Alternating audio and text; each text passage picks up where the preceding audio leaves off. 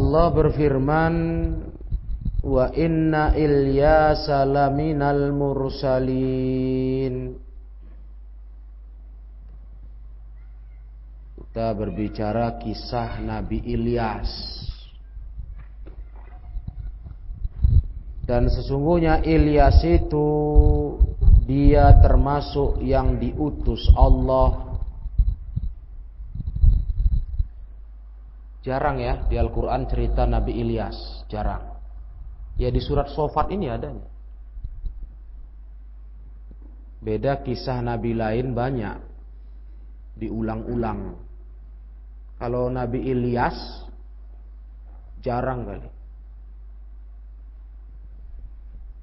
Nah, di surat Shofat, As-Shofat ayat 123 sampai 132 membicarakan Nabi Ilyas.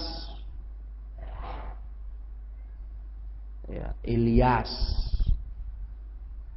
Kalau di kalangan ahlul kitab, Ilya, nggak pakai S. Itu di dalam kitab-kitab ahlul kitab. Ilya, gitu. Siapa Ilyas? Ilyas ini keturunan Nabi Harun, tingkat keempat. Harun bin Imran, saudara Nabi Musa. Punya anak. Tingkat keempat lahirlah Ilyas. Juga jadi rasul.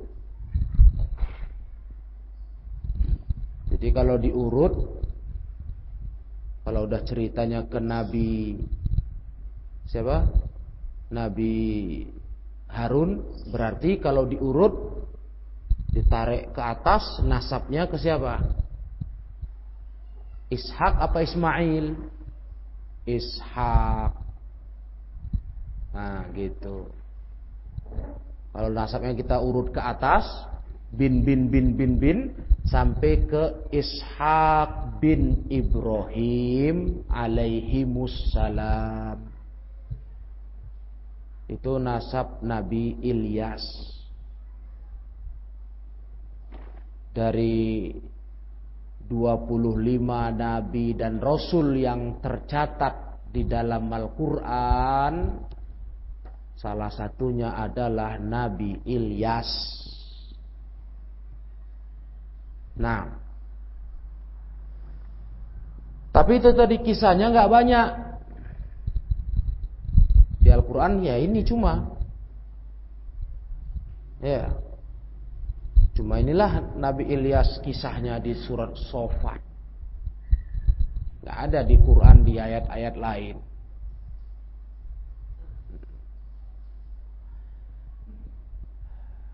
Berarti Nabi Ilyas ini keturunan apa? Bani Israil. Ya lah, udah keturunan Ishak, Bani Israil. Nah, Yahudi termasuk itu, dari bangsa itu dia.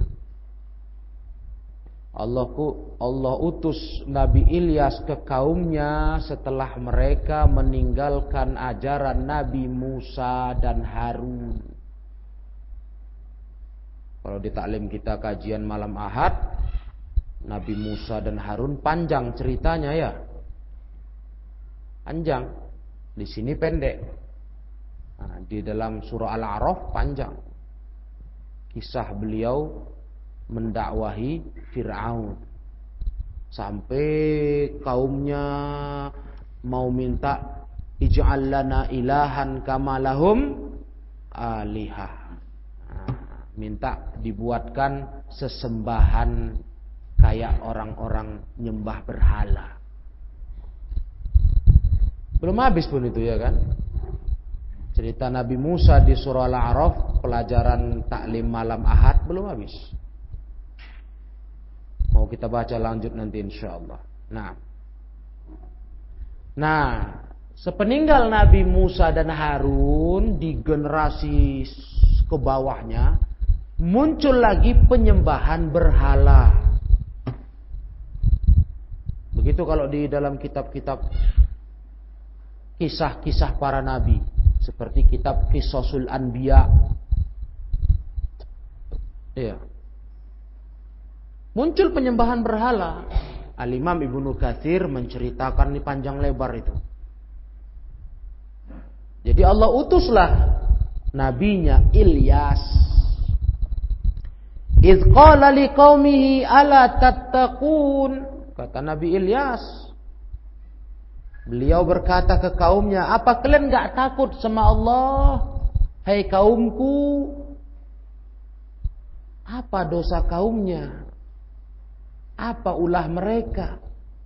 Atad'una ba'law wa tadharuna ahsanal khaliqin. Apa kalian menyeru beribadah kepada Ba'al? Ba'al itu berhala, namanya Ba'al. Ba'lan. Mereka punya berhala, patung berhala, namanya Ba'lan, Ba'lun. Ba'al. Patung ini dikenal daerah mereka apa itu namanya, Ba'albak gitu. Kalau ada ejaannya, logatnya sana Ba'albek pakai e, Ba'albek nama tempatnya. Atau di beberapa tulisan disebut Ba'labak, seperti nama seorang perawi hadis, Ba'labak. Itu dia Ba'al itu, Ba'lan gitu. Dari daerah itu tempat kaum ini. Ba'al, Ba'labak atau Ba'albak sama. Di mana itu tempatnya? Di Syam. Kalau dulu Syam namanya. Damaskus. Ya, di Damaskus.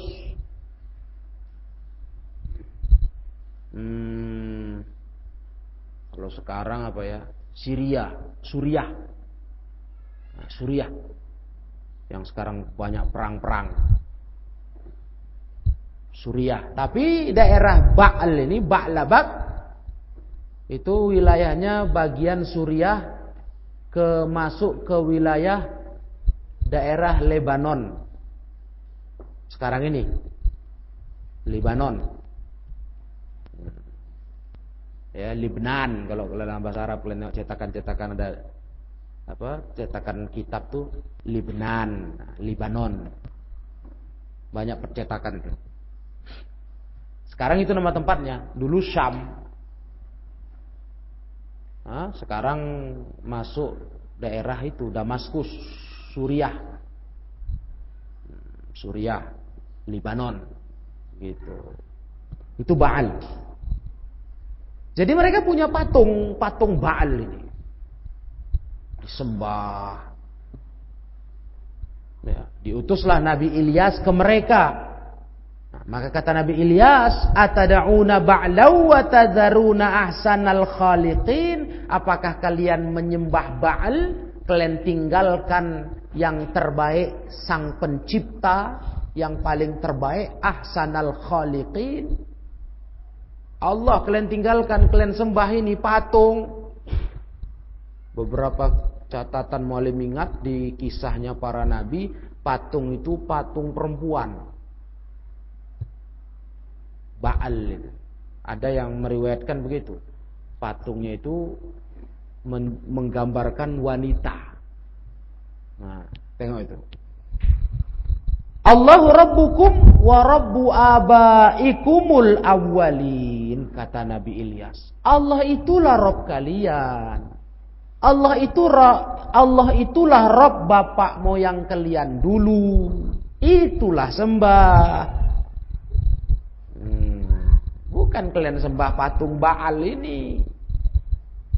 Mereka sangat menghormati patung itu. Sampai dalam kisahnya itu Nabi Ilyas itu dikejar, mau dibunuh gara-gara dianggap menghina patung Baal. Jadi beliau pindah-pindah tempat, berondok sembunyi-sembunyi, dicari-cari sama kaumnya, mau dibunuh. Berani-beraninya dia menyerang patung Baal, memperkarakan. Itu dia. Fakazzabuh, maka mereka mendustakan Nabi Ilyas. Tak mau mereka. Didustakan mereka. Fa innahum la muhdharun, sungguh mereka akan hadir di hari kiamat nanti kena azab. Dihadirkan di yaumil qiyamah kena azab, muhdharun. Itulah nanti nasib mereka. Ya selalu begitu, penentang dakwah para rasul nasibnya di akhirat nanti di hari kiamat dikasih azab. Illa ibadallahil mukhlasin, kecuali orang-orang yang Allah selamatkan mereka, Allah jadikan mereka selamat karena mereka orang ikhlas. Allah tolong mereka dengan keikhlasan mereka selamat. Wa tarokna alaihi fil akhirin, dan kami tinggalkan atas Nabi Ilyas pujian-pujian untuk generasi yang terakhir. Nabi Ilyas kayak nabi yang lain, diingat kisahnya, dipuji-puji sampai generasi kiamat nanti. Itulah balasan para nabi. Ya, karena mereka orang baik. Kan gitu, yang waktu kita bahas Nabi Harun kan begitu. Dikarenakan inna kadzalika najzil muhsinin. Begitulah kami membalas orang buat baik, kata Allah. Walaupun Nabi Ilyas ini enggak banyak diceritakan, tapi orang semua tahu. Yang hafal 25 nabi dan rasul, masuklah Nabi Ilyas. Dikenang kisahnya, dakwahnya. Salamun ala Ilyasin. Lihat. Kesejahteraanlah salam atas Ilyasin, Nabi Ilyas. Inna kadzalika najzil muhsinin. Begitulah kami kalau membalas orang yang berbuat baik. Lihat, Allah ulang lagi kalimat itu. Kayak Nabi Musa dan Harun di atas. Innahu min ibadinal mu'minin. Sesungguhnya Nabi Ilyas termasuk hamba kami dari orang-orang yang beriman. Jadi hanya di ayat 123 sampai 132 Al-Quran menceritakan Nabi Ilyas. Beliau termasuk tadi keturunan Nabi Harun. Harun itu dari anak turunan Nabi Ishak bin Ibrahim alaihimussalam. Itu dia silsilahnya. Panjang itu binnya sampai ke apanya, panjang ke Nabi Ishak. Jadi ini generasi Ilyas di bawah Nabi Musa dan Harun, ya kan? Di bawahnya lagi jauh. Begitu, sehingga umat dah lupa. Dulu Bani Israel pernah dimarahi Nabi Musa minta berhala, lupa. Nah, ini penyakit lupa begitu. Ya kan, lupa sejarah. Nah, dan memang penyakit ini yang kata ulama, kalau udah umat ini ditimpa penyakit lupa, nggak tahu cerita lama, cerita sejarah lama, umat ini bisa kena lagi masuk ke lubang yang lama. Karena nggak tahu pengalaman. Nah, disitulah butuhnya kita belajar ilmu, mengenang cerita orang lama. Artinya kalian mengambil pelajaran. Oh, dulu orang lama kalau bertingkah begini kena ini. Nah, itu mereka nggak ingat itu, ya kan? Apalagi nggak ada internet dulu kan? Anda tahu dia browsing cari sejarah lama.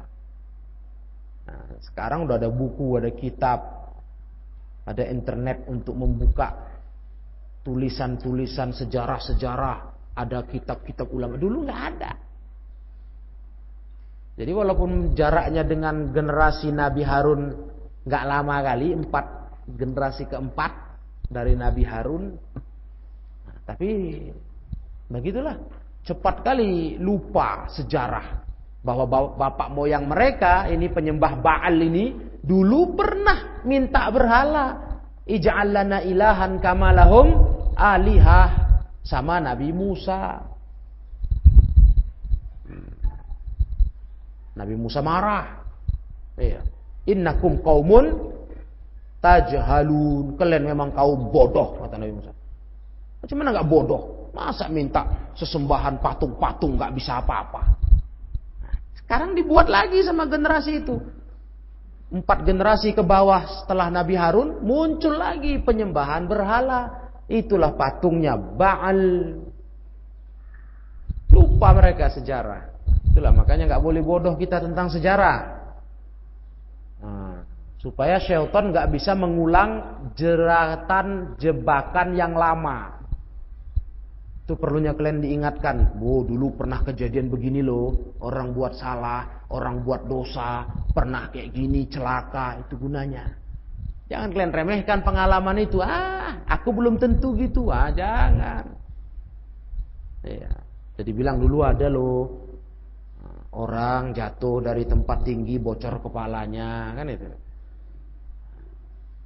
Berarti kita ngerti, oh iya bahaya juga nih kalau loncat nih, bocor pula nanti. Mungkin gitu. Ada pengalaman. Dulu ada orang nggak pandai berenang, masuk sungai mati. Sungai dalam. Berarti kita pun ngukur diri. Aku tak pandai berenang, nanti jatuh ke sungai mati pula kayak cerita itu. Gitu dia. Hidupnya butuh pengalaman, ya kan? Butuh nasihat orang yang pengalaman. Gitu. Inilah lihat, lupa ya. Padahal baru generasi keempat ke bawahnya. Udah lupa. Kayak mana dulu bapak moyang dia Bani Israel pernah minta berhala tapi dimarahi Nabi Musa. Sekarang dibuatnya patung Baal. Kita lihat tafsirnya. Ya. Dan ingat tadi ya, karena kaum ini menyembah Baal, Allah utus Nabi Ilyas menasihati kaumnya, mendakwahi kaumnya. Yamdahu ta'ala abdahu wa rasulahu Ilyas alaihi salatu wassalam. Allah Ta'ala memuji hambanya dan rasulnya yang bernama Ilyas alaihi salatu wassalam. Bin nubuwati war risalah. Dipuji beliau dengan kenabian dan risalah, kerasulan. Wa da'wah ilallah. Berdakwah kepada Allah tabaraka wa ta'ala. Wa annahu amara qaumahu bittaqwa wa ibadatillahi wahdah. Dan bahwasanya Nabi Ilyas menyuruh kaumnya agar bertakwa dan beribadah kepada Allah saja, jangan ke yang lain. Itulah tugas Nabi Ilyas. Wa nahahum an ibadatihim, dan Nabi Ilyas melarang untuk beribadah kepada mereka sonaman lahum yuqalu lahu Baal. Nabi Ilyas melarang mereka beribadah kepada patung yang mereka punya dikasih nama Baal. Baal. Ya, dikasih nama Baal. Nah, inilah sesembahan mereka. Wa tarkihim ibadatullah, dan disuruh mereka meninggalkan dan mereka meninggalkan ibadah kepada Allah. Dilarang sama Nabi Ilyas, jangan. Kalian jangan nyembah Baal, jangan kalian enggak nyembah Allah. Dilarang sama beliau. Nahahum an ibadatihim wa tarkihim ibadatullah. Itu dia mudhof atofnya, wawunya di situ. Watarkihim atof kepada an ibadatihim. Dilarang mereka sama Nabi Ilyas untuk menyembah berhala Baal, dan mereka dilarang meninggalkan ibadah kepada Allah, ibadah kepada Allah. Karena mereka tinggalkan sudah fokusnya ke Baal ini. Nah, warabahum fa ahsana tarbiyatahum. Alladzi khalaqal khalqa, yang Allah menciptakan makhluk, wa ahsana khalqahum, dan sungguh berbuat bagus dalam menciptakan mereka. Allah lah itu. Kenapa yang disembah selain Allah? Jadi betul-betul akal sehat diajak mereka untuk berpikir. Kalian dicipta siapa? Allah. Tengok Allah ciptakan kalian hai manusia dengan badan lengkap, sempurna, utuh. Allah lah sebaik-baik pencipta. Allah satu-satunya pencipta. Berarti itulah yang pantas disembah. Nah, begitu kata Nabi Ilyas. Diajak mereka berpikir. Nah, kayak Nabi Ibrahim dulu lah, ya kan? Nah, mereka berpikir patung kan nggak bisa cakap, nggak bisa beri faidah, nggak bisa menolak madarat, bahkan nolong dirinya pun nggak bisa. Buktinya dia dipatah-patahkan sama tangan misterius, ya. Nah, tangan misterius. Siapa itu kata mereka? Itu patung besar. Makin marahlah mereka. Istilahnya, kau mau main-mainkan kami ya? Kau pikir kami bodoh? Patung kami ajak cakap, kan gitu kan? Padahal memang bodoh. Nah, udah tahu nggak pandai cakap disembah. Ah, gitulah itu kira-kira. Mereka kan marah waktu itu sama Nabi Ibrahim. Ya? Kau mau pikir kami orang bodoh ya? Kau suruh tanya patung. Patung udah cakap. Nggak taunya mereka lebih bodoh dari itu. Patung yang nggak bisa cakap itu disembahnya berlama-lama, bertahun-tahun. Masya Allah. Jadi inilah dia dakwah. Diajak mereka berpikir. Gimana kalian ini? Ini Baal, ini patung. Yang ciptakan kalian Allah. Kok patung kalian sembah? Gitu. Nabi Ilyas sabar ngajak mereka. Warabahum fa ahsana tarbiyatahum, mendidik mereka.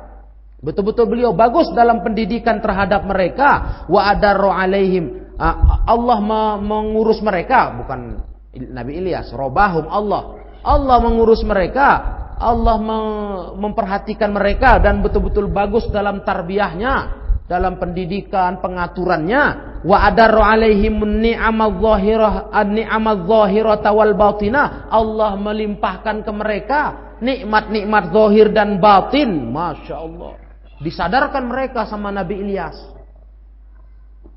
Yang nyiptakan kalian Allah, yang mengurus kalian Allah, mengatur kalian Allah, memberi nikmat kalian Allah, semua Allah. Lah terus bagaimana? Wa annakum kaifa taraktum ibadatullah? Bagaimana kalian kok sanggup meninggalkan ibadah kepada Allah? Man hadza sya'nu, kepada siapa yang kayak begini keadaannya? Ila ibadati sonamin la yadurru wa la yanfa'. Allah yang seperti ini keadaannya kalian tinggalkan, kalian beralih kepada yang beribadah kepada patung yang tidak memberi madarat, tidak pula memberi manfaat. Apa enggak bodoh kalian ini? Allah zat yang segala-galanya memberi kalian tinggalkan, kalian beralih kepada patung Baal. Tidak bisa memberi madarat, tidak bisa memberi manfaat, wala yakhluqu wala yarzuq.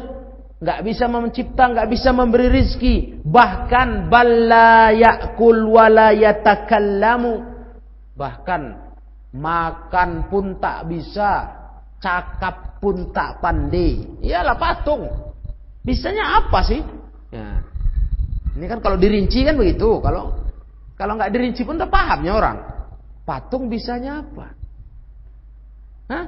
Patung bisanya apa? Ngedipkan mata pun tak bisa. Ya, namanya patung, benda mati. Kecuali entah pula dia hebat. Nah, kayak apa tuh? Hah? Kisahnya Nabi Harun. Anak sapi ya. Anak sapi emas. Nah, Samiri, ya kan? Wah, itu entah pula lah. Agak seru juga itu kan fitnahnya. Dari patung dibuat dari emas, tahu-tahu berbunyi dia. Bunyi khas sapi. Kan aneh. Nah, mungkinlah. Terus orang, wih, sakti ini patung. Wah, bersuara. Padahal dia patung. Ya kan? Masih ada juga lah kita pikir tertipunya mereka. Tapi itu pun belum cukup untuk mereka menyembahnya mestinya. Nah, bersuara aja cuman. Bergerak nggak Bandi? Bersuara pun bukan cakap dia. Ngasih bimbingan. Nah, cuma kayak lembu aja sudah. Nah, ini kalau Baal ini nggak bunyi, tahu kalian? Nggak bunyi, tak ada suaranya, nggak cakap, nggak apapun, nggak bisa makan, nggak bisa, ya. Betul patung lah. Macam mana kalian nengok patung? Nah, kalau sekarang kita tengok penyembah patung, berhala, umat Hindu, Buddha, astagfirullah. Masuk kalian jalan apa itu kalau di Medan nih? Tak ingat malam namanya. Kalau bahasa pasarnya kampung keling. Nah, jalan nasionalnya, jalan daerahnya lupa malam. Jalan apa itu? Itu ada tempat ibadah Hindu. Wih, patung semua, patung dengan ragam macam. Patung monyet, patung gajah, wah, patung tok itu tempat ibadahnya. Memang penyembah patung lah. Masya Allah, nengok itu kita, ya Allah. Manusia kenapa lah sebodoh ini? Kalian yang buat ini, kalian yang bayar, kalian yang ngecat, kan cantik-cantik warnanya. Kalian yang bangun, kalian sembah. Apalah manusia ini? Nah, keyakinan akan dewa-dewa, yang katanya dewa itu meresap kepada patung-patung tersebut. Wah, memang akal ini ya. Kalau sudah Allah sesatkan, tak bisa dapat hidayah. Pokoknya berpikirlah, apa bisa patung ini ya? Kami yang buat, kami yang nyetaknya, kok kami sembah? Itu patung semua itu, satu tempat ibadah itu full patung. Kalau tempat ibadah Hindu. Kalau tempat ibadahnya Buddha, satu-satu patung dewanya besar, tahu nggak? Diyakini ini patung, ini dewa keselamatan, dewa ini, astagfirullah. Itu dibuat mereka, ya, mereka yang buat, mereka yang menciptakannya, coba, mereka yang bayar untuk dibawa ke situ. Pokoknya semua mereka yang, kecuali patung itu muncul sendiri ya kan. Unik juga kan, sakti juga. Ini enggak patung itu. Dibeli mereka, dibuat mereka, dicetak mereka, disembah, dimintai permohonan-permohonan. Kan gawat. Kemana akal manusia itu ya? Ajib, aneh sekali. Patung tangannya ada berapa banyak itu. Yakin kali sama dewa-dewa. Nah, nanti ada anak kecil di India cacat. Ya. Kalau di negara lain ya cuman dipandang anak cacat. Ini anak cacat kelainan. Tangannya 2, kakinya 2. Tangannya 2, sebelah kanan 2, kiri 2, jadi 4. Kakinya begitu. Nah, kalau di negara lain udah cacat, ini cacat lahir. Mungkin dulu mau kembar nggak jadi. Tapi kalau di India, oh ini titisan dewa Siwa. Disembah anak itu, tahu kalian? Nah, rame masyarakat ke rumahnya. Wah, ini dewa, tangannya banyak tuh, megang satu, megang pedang, megang tombak. Ini titisan dewa. Nanti anak cacat lagi, entah kenapa lah negara itu banyak kali anak cacat aneh-aneh. Iya, India itu. Ada lagi anak tulang ekornya tumbuh, jadi kayak ekor di belakang. Wah, ini dewa Hanuman, Kerasakti, Sun Gokong. Dia bersaudara, kalau dalam arti bersaudara dia sama orang Buddha Cina. Sun Gokong kan dari Cina ya kan. Kerasakti. Nah, ini dia nih keturunannya. Dewa Hanuman kalau bahasanya orang Hindu. Hanuman, dewa monyet. La ilaha illallah. Disembah anak tuh. Nah, terakhir dibuat berobat, dipotong, dioperasi, udah habis, udah selesai. Orang bukan yang anak cacat lah, ya. Macam mana? Nanti anak kepala 2 di India juga tuh. Wah, ini dewa apa lagi? Ya Allah ya Rabb. Macam mana akal manusia? Kalau 1-2 orang tak pula lah, mungkin 2 orang aja nih. EQ-nya bengkok ini. Ini satu apa istilahnya? Satu kota, satu kecamatan masyarakatnya, semuanya menyembah. Ya Rabb. Ngeri kali bodoh manusia ini, ya kan? Jadi udah percaya patung, percaya kepada titisan, katanya, titisan dewa. Oh, diminta itu anak tua. Diciumi kakinya, dicuci, air cucian kakinya diminum, obat. Musibah, ya kan. Kesyirikan itu mengerikan, tahu kalian? Mengerikan, jahat kesyirikan itu, dibuatnya kita jadi bodoh. Hilang akal sehat kita dibuat kesyirikan. Nah, ini lagi nih. Enggak makan, enggak bicara. Wa hal hadza illa min a'dhamid dhalal was safah wal ghaib. Bukankah ini sebesar-besar kesesatan, kebodohan, penyimpangan? Ada enggak lebih bodoh dari itu? Benda mati kok disembah? Ada. Artinya keutamaannya di mana, kan itu? Keunggulannya. Iya kan, keunggulannya di mana? Kalau yang lebih unggul dari kita entah pula lah, mungkin ada juga ketertipuannya, kayak penyembah matahari. Wah, matahari besar. Nah, ya kan? Ada juga ketipunya, bulan. Ada juga ketipunya. Padahal Nabi Ibrahim pun udah ngajarkan itu. Ketika matahari tenggelam, aku nggak suka menyembah yang bisa tenggelam. Nah, kan? Aku mau menyembah yang nggak kayak gitu. Matahari hebat, begitu malam mana lagi hebat ya, hilang. Mana lagi cahayanya? Nah, kan gitu. Bulan terang menerang malam. Kalau bulan kesiangan, pernah bulan kesiangan? Hah? Sering kan? Sering lah bulan kesiangan. Ya udah putih aja di langit itu. Tak ada cahaya lagi. Kalah semua terangnya siang. Nah, bulan kesiangan kata orang. Jadi ini patung, apalah kelebihan patung? Gak ngerti gitu. Gak ngerti lah pokoknya. Apa ya? Kok bisa disembah orang ya? Diyakini orang memberi petunjuk, memberi bimbingan, memberi perlindungan. Kalau sekarang kelasnya di orang Islam yang kepercayaan itu, setidaknya patung itu memberi keselamatan, perlindungan.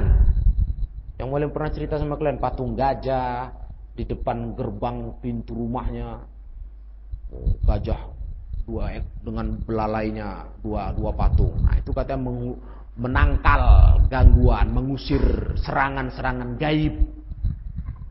Masya Allah. Nah, itu orang Islam masih yakin itu, bukan hanya di luar Islam. Islam yakin itu. Depan pintu rumahnya, depan pintu gerbangnya, patung-patung itu mengusir santet, sihir-sihir, kedengkian orang. Kalau ibaratnya kalau di orangnya Buddha, kaca. Kalian nengok ruko orang tuh, di depan ruko dipasang kaca. Nah, jadi teorinya gini, logikanya, kalau ada serangan sihir atau roh jahat, kalau kayak roh jahat, nah, nengok kaca tuh mental dia, membal. Gitu. Ya kan, asal jangan berkaca aja roh jahatnya. Oh, betah dia jadi. Keren juga aku ya. Itu logika mereka. Kaca tuh membuang, diserang, membal. Oh, pasang kaca. Memanglah manusia nih, ya Allah. Itulah untuk melindungi dia. Cobalah. Apa enggak hebat Islam? Apa enggak hebat tauhid yang mengajarkan kita jadi orang pintar? Kalau kita berlindung ke siapa? Gangguan ini, gangguan itu, hewan buas, gangguan makhluk alam, jin-jin semua. Kita berlindung kepada siapa? Kepada penciptanya kita berlindung. Minta perlindungan kepada penciptanya. Siapa? Allah. Nah, jadi yang masuk akal itu agama mana? Islam lah. Kita nggak minta perlindungan kepada pengganggu-pengganggu itu. Kita minta perlindungan kepada penciptanya. Kepada Allah Tabaraka wa Ta'ala. Nah, itu orang Islam. Yang Islam yang benar. Jangan Islam yang ecek-ecek juga. Berlindung sama jimat. Nah, Perlindungan untuk menjaga aku dari gangguan orang jahat, begal, rampok, copet, simpan jimat di kantong. Itu melindungi kamu. Berlindung tuh sama Allah yang menciptakan begal-begal, penjahat-penjahat, binatang buas, jin-jin, setan-setan. Itu Islam. Berlindung sama Allah. Makanya zikir-zikirnya ada, dibaca. Ya kan? Nah, dibaca. Ada bacaan Nabi tinggalkan untuk kita, zikrullah. Kalau menghadapi itu. Nah, datang ke tempat yang asing, baru sampai kita ngeri. Kayak yang seram ini tempatnya. Nah, jangan lupa doa. A'udzu bikalimatillahi tammati min syarri ma khalaq. Aku berlindung kepada kalimat-kalimat Allah yang sangat sempurna, maha sempurna dari kejahatan yang diciptakannya. Wah, udah. Iya, kayak kata Ibnul Qayyim. Kalau kamu ngadapin anjing galak, jangan anjing itu kau lawanin.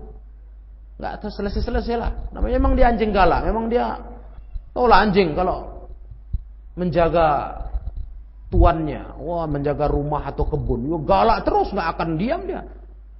Kalau orang berakal, kata Ibnul Qayyim, berlindung dia, minta perlindungan kepada pemiliknya. Enggak anjing itu dilawaninya. Nah, iya. Enggak selesai lah urusannya. Kecuali dimatikan dia. Dan enggak gampang pula matikan anjing, ya kan? Panggil tuannya, "Hei fulan." Anjing mau tolong. Oh iya. Nah, di sweetnya ada datang, anjing diam aja. Nah, goyang-goyang ekor, diam dia. Begitu Ibnul Qayyim memisalkannya. Sama tuannya lah. Nah, kita berlindung sama Allah, minta perlindungan dari kejahatan yang diciptanya. Apakah ular-ularnya, hewan-hewannya, atau ada memang makhluk halus kata orang. Jin itu ya kan, penunggu di situ. Nah, dijaga Allah kita berlindung kepadanya. Ya. Atau ada orang jahat. Wah, kamu berkendaraan, tahu-tahu dijegat orang, segerombolan orang mau rampok. Nah, jangan berlindung pakai jimat. Wahai jimat, selamatkan aku. Nah, membaca mantranya, matilah kau nanti. Jangankan nolong kamu, nolong dirinya pun jimat tuh nggak bisa. Apa bacanya? Nah, itu makanya berbaca. Apa bacanya? Siapa tahu? Hah? Dapat nampak orang jahat, orang apa? Oh, mau buat onar sama kita, mau ganggu. Apa bacaannya, zikirnya? Siapa tahu? Nah, siapa tahu? Mau kasih hadiah nih? Hah? Siapa tahu? Nggak tahu, orang nggak pernah berzikir. Nah, nggak pernah berzikir, nggak tahu lah. Makanya dirampok orang, dibegal orang, selesai sudah. Padahal Nabi ajarkan doanya. Nampak begitu, tenang aja kita. Nah, kita tengok, ini kita berlindung sama Allah.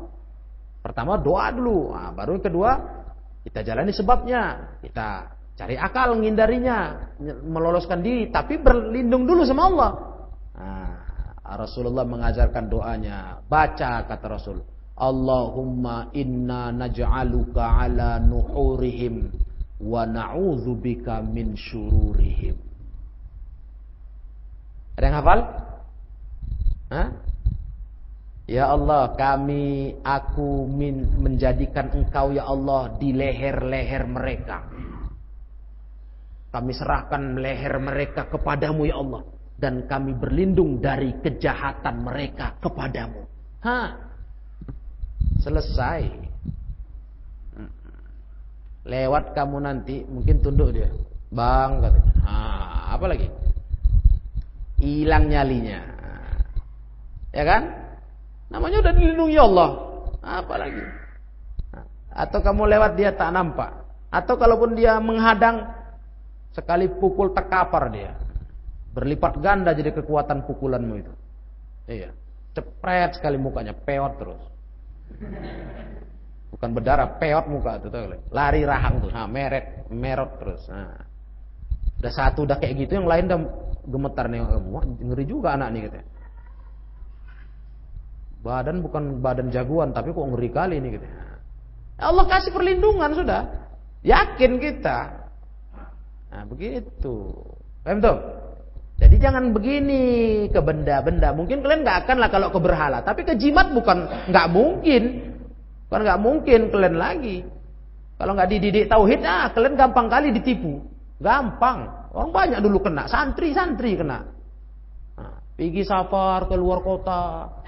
Naik kapal laut. Jumpa di kapal laut tuh orang jual cincin. Cincin. Wah. Diperubuni orang cincin-cincin itu. Disebut, dibisikkan. Kau pelajar, kau mahasiswa. Kau apa? Nih, kau cincin ini mantap nih. Ini supaya kau jangan diganggu kawan nih. Pakai. Baca. Disebutnya bacaan-bacaan yang bagus lah. Ya, kau baca surat ini 3 kali gitu. Sebutnya aja. Perkaranya sekarang apa? Keyakinanmu ke benda itu. Dengan yakin anak ini beli. Waduh, sempat mulai marah itu. Kau beli kenapa? Untuk mau perhiasan? Enggak, katanya mantap cincin ini. Apa yang mantap? Kau campakkan ke laut tuh, hilang dia. Iya ya katanya. Bisa digoda, apalagi dengan cerita-cerita diulok dikit lah kalian. Tahu kok cincin ini dari lereng Merapi ini katanya. Dari lereng Merapi, gimana ngambilnya? Orang mendekatnya nggak boleh. Kena lahar Merapi di Gunung Merapi, Yogyakarta. Bisa dari dasar lereng Merapi ini katanya. Percaya ini anak PAUD nih. Mantap ini. Tahu? Ini udah berapa generasi nih dibelinya. Ya Allah. Cincin hau-haunya. Cincin udah nggak tahu apa-apa itu. Cincin 5.000 perak itu. Ini sekian ratus ribu. Karena keampuhannya ini. Gampang kali kalian ditipu itu. Benda-benda yang kalian menurut kalian hebat lah. Dengan ulok-ulok apalagi buah nonton film-filmnya kan. Teringat film ini. Oh ya, film ini punya cincin sakti. Wah, si fulan. Atau benda. Apalagi benda. Wah, lebih banyak lagi yang maftun. Benda. Keris-keris pusaka. Wah, ini mah keris ini kau jaga ya. Kau simpan baik-baik nih ya. Kau simpan, kau jaga ini. Ini akan mendatangkan rezeki. Murah jodoh, menaklukkan wanita. Wah, dengar menakluk wanita, wah iya mantap nih. Awak tak laku-laku berapa lama udah?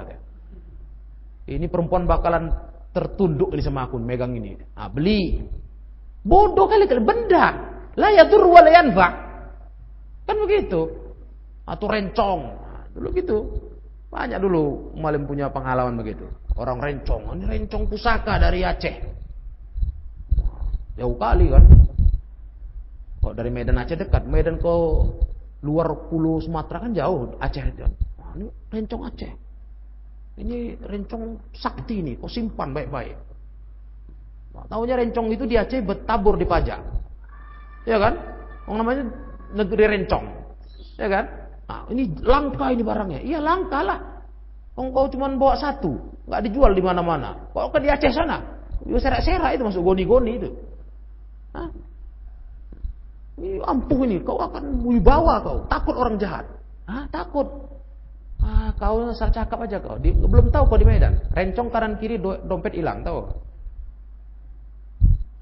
Belum tahu ke Medan bilang. Di Amplas tuh, rencong kanan kiri itu udah terkenal itu bahasa pasar. Saking ngerinya kejahatan di Medan itu. Jagonya preman Medan nih, rencong kanan kiri dompet hilang kata orang. Tak pengaruh rencong kanan kiri itu. Soal dompet dicuri juga, gitulah istilahnya. Apalagi cuma satu bilang. Kau ke Medan dulu. Rencong kau ini gak ada gunanya nih bilang. Walaupun kau tunjukkan besar-besar di kanan kiri. Dompet kau hilang juga, gak takut orang. Gitulah bandit Medan. Ngerinya. Biar tahu kalian. Kalian anak Medan kadang gak tahu kalian. Gak tahu jaga diri, gak tahu hati-hati sok kesana kemari. Tak tahu ketemu yang manusia begitu. Baru selesai kalian. Makanannya lah kalian nih. Ya. Amplas tuh ganas itu, dekat sama pondok kita kan. Tapi orang nggak tahu. Kalau orang pasaran, tahu. Cuma bandit-bandit di situ. Tengok anak-anak culun-culun macam kalian nih. Ini makanan ini. Pada luar kota. Udahlah dikerjainya itu. Pokoknya dijahatinya lah. Itu. Jadi kita dengan tauhid ini mulia, ya kan? Nggak bodoh kayak gini. Patung disembah, benda disembah. Kan disembah nama itu. Memberikan hak ibadah kan menyembah. Jangan menyembah tuh bayangan kalian sujud aja ke depan patung. Nggak itu. Jimat-jimat dipercaya itu semua menyembah. Memberikan hak ibadah kepada benda. Hak istighatsah, isti'anah. Saya tawakal. Nah, itu semua menyembah. Memberikan hak ibadah kepada benda. Dengan nasihat Nabi Ilyas, apa reaksi kaumnya? Fakadzabuhu fima da'ahum ilaihi falam yanqadu lahu. Mereka dustakan beliau terhadap apa yang didakwahi beliau ke mereka. Mereka tak mau tunduk kepadanya. Maka qala Allahu mutawa'idan lahum, Allah pun berkata mengancam mereka, fa innahum la muhdharun, mereka yang mendustakanmu itu akan muhdharun ayyaumal qiyamah fil azab, dihadirkan di hari kiamat mendapat azab. Walam yadhkur lahum uqubatan dunyawiyah. Di sini Allah enggak sebutkan hukuman dunia untuk mereka. Di sini. Di ayat ini enggak ada. Di akhirat aja Allah ancam. Nah, tapi kalau dalam beberapa kisah-kisah Nabi Ilyas di kitab-kitab kisah para nabi, hukuman dunia mereka kekeringan. Ditimpa kemarau panjang 3 tahun. Megap mereka, mati ternak. Nggak turun hujan 3 tahun. Datang mereka ke Nabi Ilyas, minta tolong. Doakanlah kami. Nabi Ilyas tengok mereka mau bagus, didoakan. Turun hujan. Wah, bagus mereka. Udah makmur lagi, buat lagi ulah kesyirikan. Nah, ditimpakan lagi sama Allah kemarau panjang. Nah, baru kemudian dihancurkan mereka dengan gempa. Itu di beberapa kitab kisah para nabi. Datang gempa besar menghancurkan mereka. Gitu. Jadi di sini nggak disebutkan memang hukuman dunia di ayat ini. Enggak disebutkan ukubah dunyawiyah. Illa ibadallahil mukhlasin, kecuali hamba Allah yang mukhlasin, ay alladzina akhlasahumullah wa man alaihim bittiba'i nabiyihim. Allah yang selamatkan mereka dan orang yang bersama mereka untuk ikut Nabi Ilyas. Nah, pasti ada yang beriman tuh. Sikit lah, enggak banyak pun jadi. Ada yang selamat. Nggak akan kena hukuman akhirat karena beriman. Fa innahum ghairu muhdharina fil azab, mereka tidak dihadirkan dalam azab. Wa innamalahum minallahi jazilus tsawab, mereka mendapatkan dari Allah pahala yang banyak. Itu yang dapat mereka yang beriman lah, ikut Nabi. Nah, yang nggak ikut Nabi sengsara lah di akhirat. Di dunia pun udah kena azab. Itulah azabnya tadi. Udah kena. Ditimpa azab yang dahsyat. Nah, wa tarakna alaihi ay ala Ilyas fil akhirina sanaan hasana. Kami tinggalkan untuk dia, yakni Nabi Ilyas, di generasi terakhir kami tinggalkan sanaan hasana, pujian yang bagus. Dapat pujian. Ya, kayak nabi-nabi lain lah. Disanjung, dipuji. Salamun ala Ilyasin ay tahiyatan minallah wa min ibadihi alaih.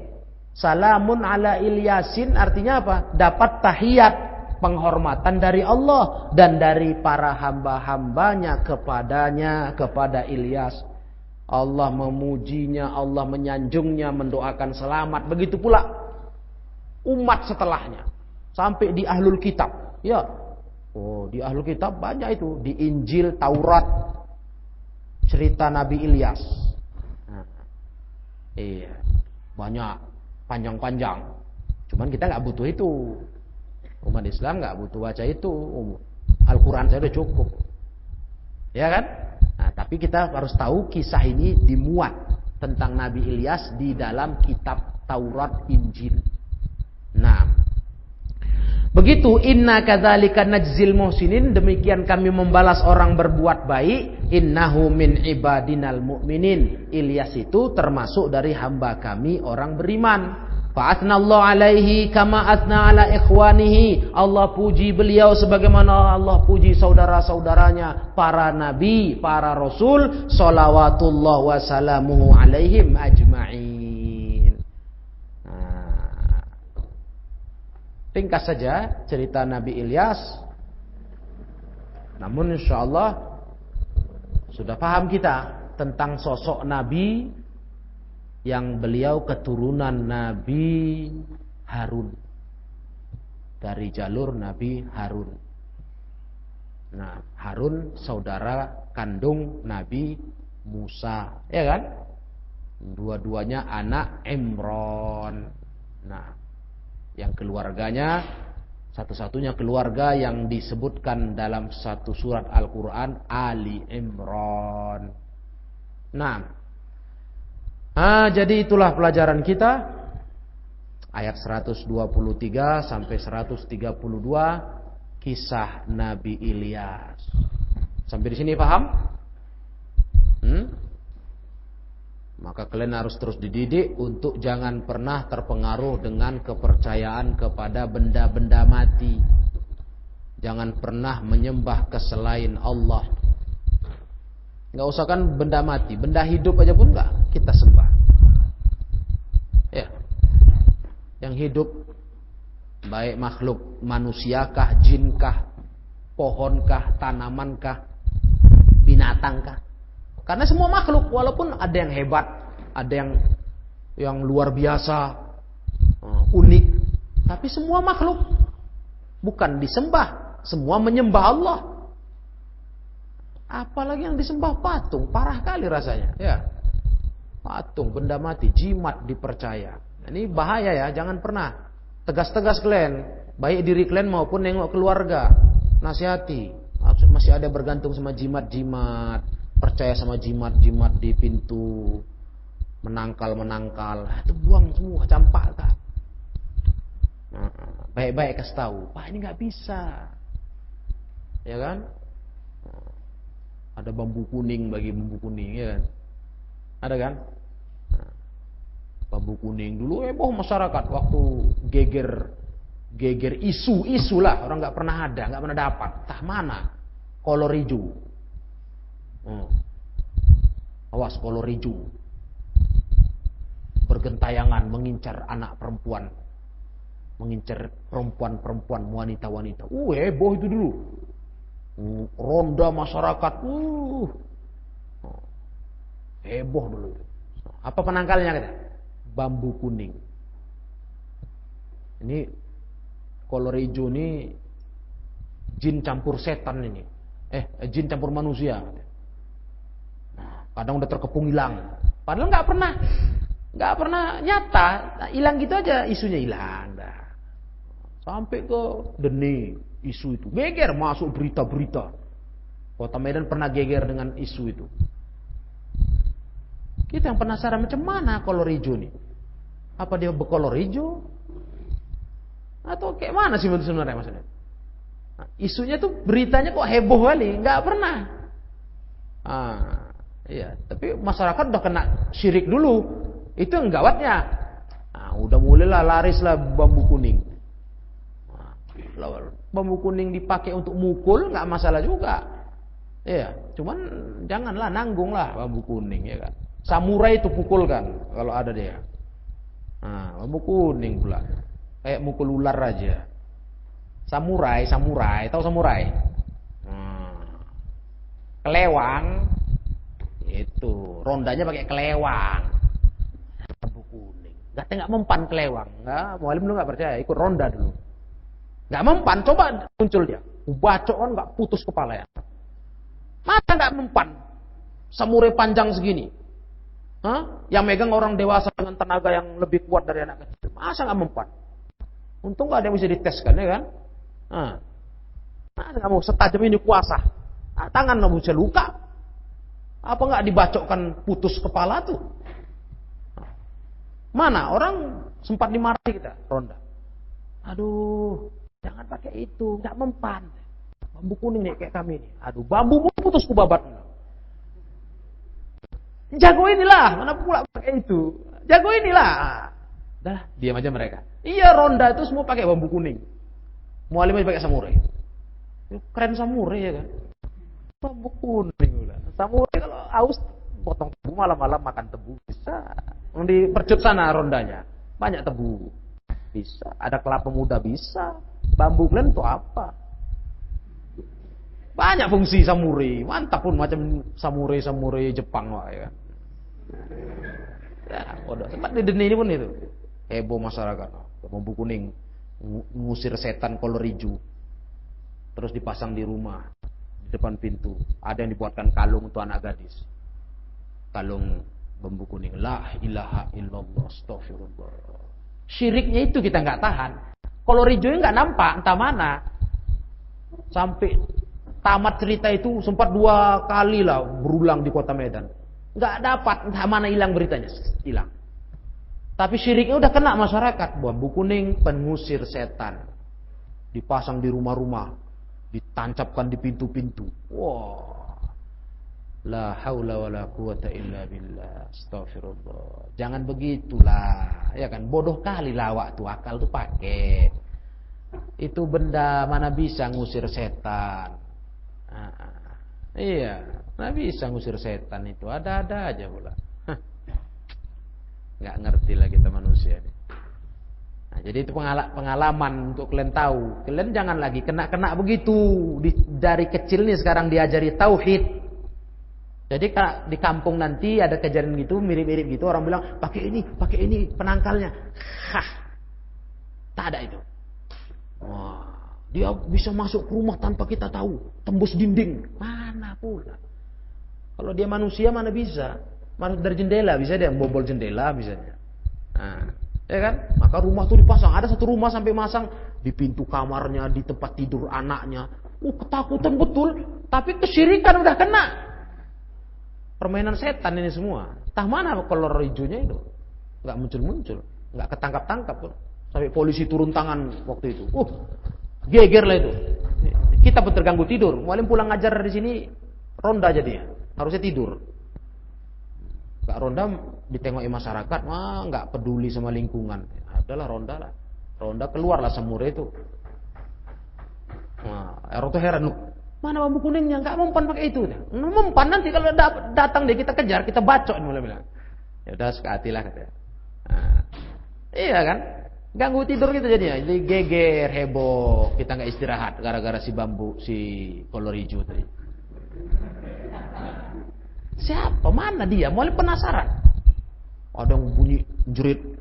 Aduh nih, lari semua ke sana. Mulai tunggu aja di situ. Mungkin dia mau dikejar lari kemari kan itu. Nah, cemana kalau hijau itu tahan dia kena samurai ini? Gak ada. Ada yang nengok. Aduh, aku tengok di semak-semak. Mana dong? Ketakutan aja nggak ada. Udah serba curiga. Gurusuk kambing orang nyasar pun nanti. Kolor hijau, semua kolor hijau. Nah. Iya. Semak-semak goyang dikit kolor hijau. Rupanya tupai atau musang malam. Iya kan, binatang malam keluyuran. Udah geger semua yang ronda ngepung. Tak apa dikepung? Aduh capek lah. Kita tunggu aja.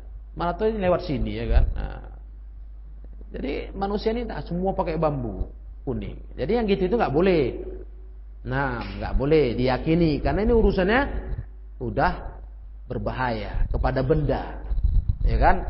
Keyakinannya bukan normal. Kalau pedang normal, kita bukan bergantung sama pedang. Itu kan syirik juga enggak. Pedang ini bang nyata, ya kan? Nyata ini membunuh ini, benda membunuh. Nah, kalau bambu itu keyakinannya bukan kekuatan membunuhnya, tapi mistisnya itu apa?